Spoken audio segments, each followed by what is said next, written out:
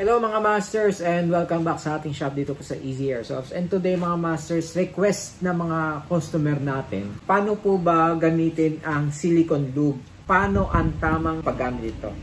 Mga master, huwag nyo kalimutan i-follow ako sa aking TikTok dito sa Grandmaster Koy. At huwag nyo rin kalimutan ang aking YouTube, What's Meron, at syempre sa Facebook, ang Master Koy Easy Airsoft Toys.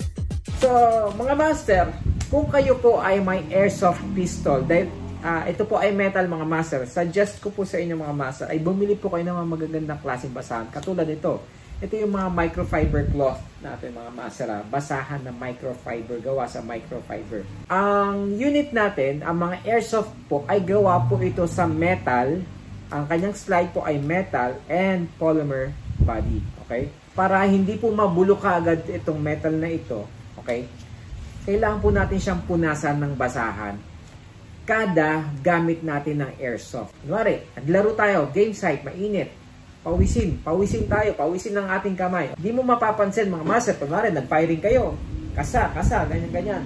Yung mga pawis na iwan dito sa metal part na ito. Tapos tinago mo na. Hindi mo na siya ginamit sa loob ng 1 taon o kaya ilang buwan. Pag naiwan ang pawis dito at tumagal dito mga master, nagkakaroon siya ng reaction. Manunuot yung pawis dito. Katagalan, pag napabayaan mo to, init, lamig, pawis, pwedeng humina yung metal part natin. Magkakaroon din siya ng bukbok. So suggestion namin mga master, lagi nating siyang pupunasan pagkatapos natin maglaro. Always lagi punasan. Pati mismo yung magazine.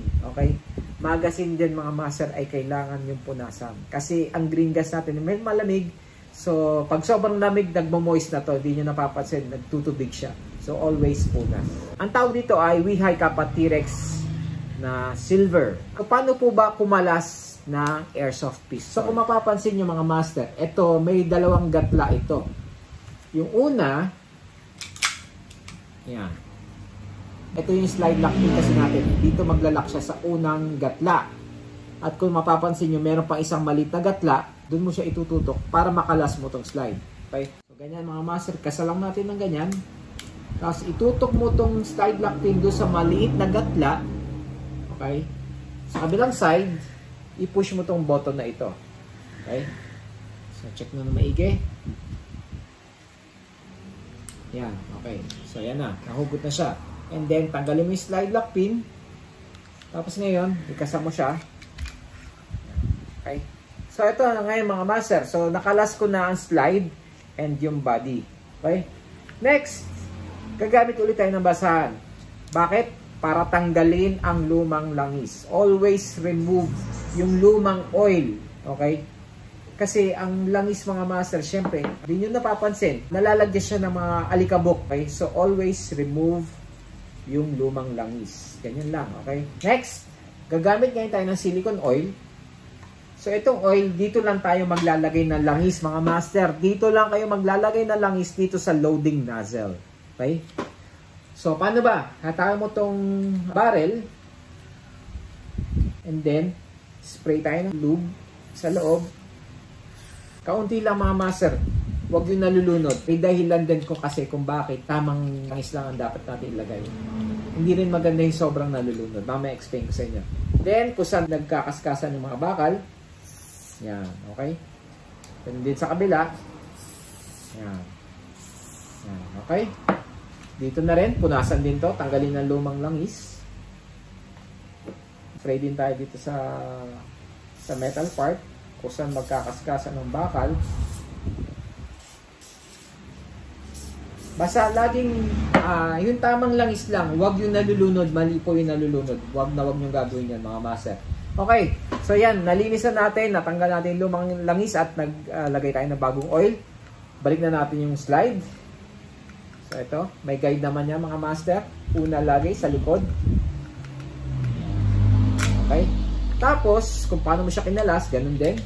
Doon sa maliit na gatla, ibalik mo yung slide lock pin. Okay. Wow. Ganun lang mga master. Tapos punasan nyo na. Okay.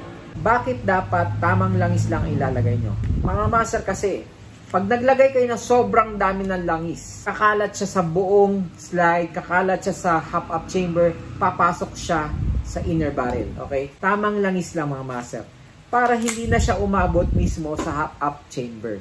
Kasi mga master, once na nabasa itong half-up chamber, okay, ang half-up chamber dapat ay laging tuyo. Ito yan mga master. Okay? Ang half-up chamber ay laging tuyo. Kasi once nabasa ang loob ng barrel, okay, ito ang half-up chamber ha, ito ang loading nozzle. So dapat itong part na to, ito ay laging tuyo at laging malinis. Ang bala natin ay 6 mm lang, ay saktong-sakto lang doon sa inner barrel.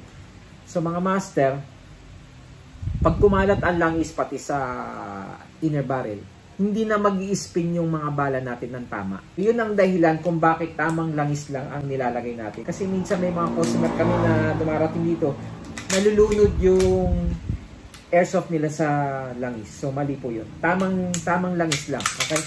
So yan mga master, napakita ko na sa inyo kung paano gumamit ng silicone, kung paano po mag-maintain ng airsoft pistol. So yan, sana nakatulong ako sa inyo at sa mga customer natin na laging bumibili sa atin ng airsoft. Maraming salamat po.